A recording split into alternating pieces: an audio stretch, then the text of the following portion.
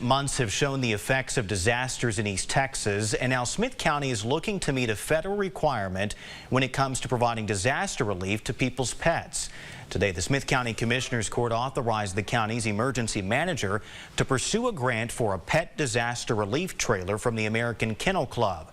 This trailer will come fully equipped with supplies needed to roll out a lost and found shelter or co-location shelters in which people can stay with their pets in the aftermath of a disaster.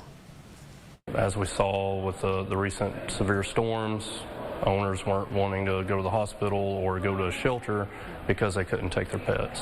So that's why FEMA requires that now. These trailers have previously been used in the aftermath of California wildfires and flooding in North Carolina.